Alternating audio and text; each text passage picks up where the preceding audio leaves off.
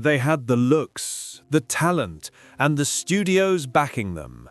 But their names faded from the Hollywood sky not because audiences no longer loved them, but because of the choices they made. In the golden age of Hollywood, when contracts were iron cages and egos were carefully crafted legends, one impulsive decision could be more dangerous than any opponent. A wrong signature, a role accepted out of fear, an indelible drunken night. In today's story, we'll meet 10 legendary actors who quietly sabotaged their own careers, turning promised immortality into a cautionary tale. Buster Keaton was the epitome of the silent genius. His unmoving eyes, his steely composure, and his stunts that stunned Hollywood. He didn't just act, he created a new language for cinema. But then, in a moment that Hollywood history still considers a disaster, Keaton signed with MGM, a signature that supposedly brought stability, but stripped him of the one thing that made him great: creative freedom.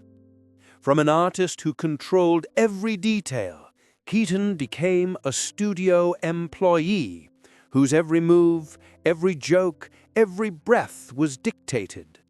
When he lost the right to create his own art, his career began to fall like a rock to a silent bottom. No noise, no scandal, just a genius extinguished from within. Errol Flynn was the definition of adventure. Handsome, reckless, strong, and perfectly suited to playing a hero on the silver screen. In his prime, he was an irreplaceable icon, the man everyone wanted to be, and everyone wanted to see on screen. But behind the glamour was a life of dangerous abandon. Flynn chose partying over discipline, the moment over the future, and momentary instinct over responsibility. Those endless parties not only ruined his health, but also created countless legal scandals, cases that the press of the time exploited mercilessly. Producers, who once considered him the jewel of the studio, began to fear the risk. Warner Brothers gradually reduced his roles, then distanced themselves from him completely. Errol Flynn was not brought down by rivals or by the Times. He eroded himself night by night, decision by decision. And when the lights finally went out, Hollywood no longer recognized the hero who once made the world sigh in admiration. Howard Hughes was the kind of man Hollywood rarely produces, rich enough to not play by the rules and genius enough to think he could rewrite them. With a huge fortune and boundless imagination, Hughes entered the film industry like a conqueror, making lavish, daring, and ambitious films 10 times more ambitious than anyone else at the time. But Hughes's talent was accompanied by a large shadow: obsession. The more successful Hughes became, the more those obsessions consumed him. He threw millions of dollars at projects he couldn't control, changed scripts based on his feelings, changed directors mid-production, reshot perfect scenes based on hunches, and locked himself in a dark room for months, pathologically reviewing every frame. Every decision bore the mark of genius and madness. And Hollywood, in the end, couldn't stand the chaos. Studios cut ties, great projects turned to ashes. Hughes retreated into his own world, becoming a legend of isolation, a king who both shone and faded. Howard Hughes didn't lose his career because of failure, but because no one can survive the fire he lit himself. Joan Crawford. spent her life cultivating the image of an ice queen, iron discipline, boundless ambition, and a presence that made any frame look more luxurious. She wasn't just a star, she was an icon.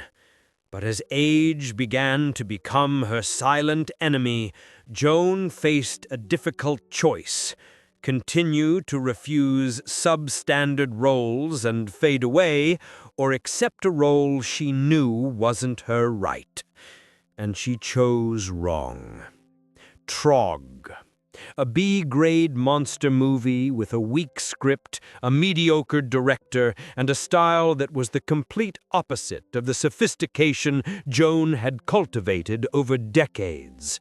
Friends warned, colleagues advised, the press was skeptical, but Crawford, in fear of being forgotten, signed the deal. When the film was released, audiences were stunned, critics laughed, and Hollywood sighed. The role didn't just damage Joan's late career, it became a permanent scar on her legacy. Joan Crawford wasn't destroyed by scandal or tragedy, but by an invisible fear, a fear that the spotlight would go out if she didn't hold on to whatever roles she had left. Judy Garland grew up in the spotlight but never lived as a normal person. From a young age, MGM transformed her into the perfect star. Diet pills to keep her in shape, stimulants to keep her going, sleeping pills to forget her fatigue. That ruthless schedule didn't just rob Judy of her childhood, it turned her into property of a system that never stopped. One day, exhausted and desperate, Judy decided to do what any Golden Age star knew was taboo. She rebelled against the studio. She quit acting, broke her contract, refused to be coerced. The decision was a rare cry of freedom in a glamorous world, but the price was too high. Hollywood turned its back. The doors closed. Judy's brilliant career is thrown into chaos, not because she lacks talent, but because she dares to challenge a crushing machine that no one can survive. A choice born of pain, but one that changes the rest of her life. Mae West was more than just an actress. She was a silk-clad revolution. Bold, intelligent, and full of provocative spirit, Mae burst into Hollywood like a wild wind that blew away all the rules. When other actresses were taught to be submissive, she wrote her own scripts, created her own style, and projected herself as a woman with power over her own body and voice. But that freedom hit the biggest wall of the era, the Hays Code. Rather than back down, Mae West chose to confront it. She continued to write erotic allusions, continued to push boundaries, and continued to anger conservatives. And then, a fateful choice. Mae insisted on releasing a film that everyone knew would cross the line. That decision led to her being censored. Not just one film, but almost her entire career. Theaters wouldn't show her films. Studios were wary of the risk. Hollywood turned its back in silence. A single woman against a monolithic system, and the price was the spotlight she once cast. Mae West didn't fall because she made a mistake. She fell because she was too far ahead of her time. Marlon Brando.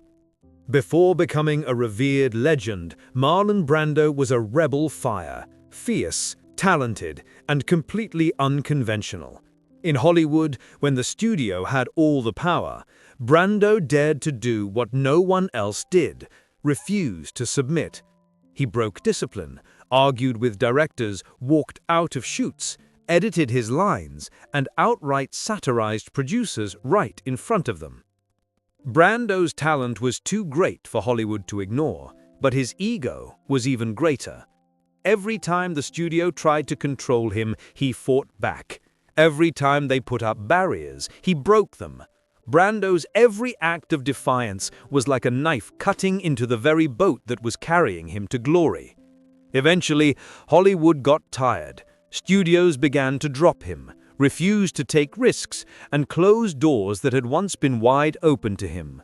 Brando's career fell into a strange lull, not because he lacked talent, but because he couldn't, or wouldn't, play by the rules. And it would be many years before the world saw him again, in a rare cinematic resurrection. But the scars of those rebellious decisions never went away. Montgomery Clift was more than just an actor. He embodied a new kind of sensitivity in Hollywood. His eyes always held a beautiful sadness, a secret that no one could reach, and that was what made him one of the most brilliant talents of the 20th century. But one fateful night in 1956 changed everything. A car accident devastated Clift's face, breaking his career like fireworks. At this point, he was faced with a fork: heal or run away. And Clift chose to run away. Instead of treatment, rest, and recovery, he threw himself into alcohol, painkillers, and endless addictions. Each pill was a way for him to try to erase his new image. Each drink was a desperate attempt to forget the mirror of betrayal. Hollywood loved him, but Hollywood had no place for vulnerability. Directors were afraid of risks. Studios avoided him. And day by day, Clift transformed from a promising star into a lost figure, tormented by the past and pain to the point of no longer recognizing himself. Montgomery was not defeated by the accident, but by his decision not to face it. Rita Hayworth was once known to the world as the love goddess, a woman so beautiful that Hollywood seemed to bend to her curves. But that beauty and the expectations that weighed on it led Rita to make decisions that would later become a burden in her life. In an era where studios controlled every move of artists, Rita chose to take control of her own destiny. She refused roles that MGM wanted to impose, chose films based on her personal feelings, and rushed into marriages that were not only wrong in time, but wrong in the world. Those choices caused the press to turn Rita's life into an entertainment weapon, and studios began to doubt, then withdraw. It wasn't that Rita lacked talent or discipline. She was simply a woman trying to find freedom in a system that never allowed women to have choices. But each decision to defy the machine, even if it stemmed from a desire to take control of her own life, inadvertently pushed her further away from the spotlight. And as her career faded, people realized Rita Hayworth did not succumb to scandal, but to battles she could not win alone. William Holden possessed everything a Golden Age actor could dream of: a sharp appearance, a deep, captivating voice, and an acting ability that made Hollywood bow down. At his peak, he was a symbol of strength, a man with a charming sadness that made audiences unable to take their eyes off him. But behind each of those profound roles was a silent war that Holden always lost: alcohol.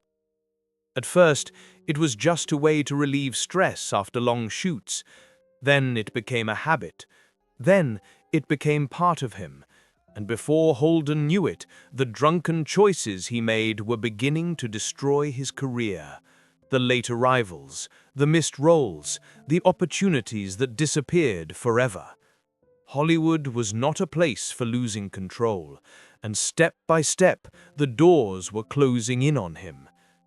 The most heartbreaking thing was, Holden was never lacking in talent. He just needed a moment of clarity to realize he was driving himself into a dead end. And in the end, alcohol not only took the spotlight, but also took his life. William Holden is a reminder that sometimes the downfall doesn't come from one big decision, but from one small choice too many times.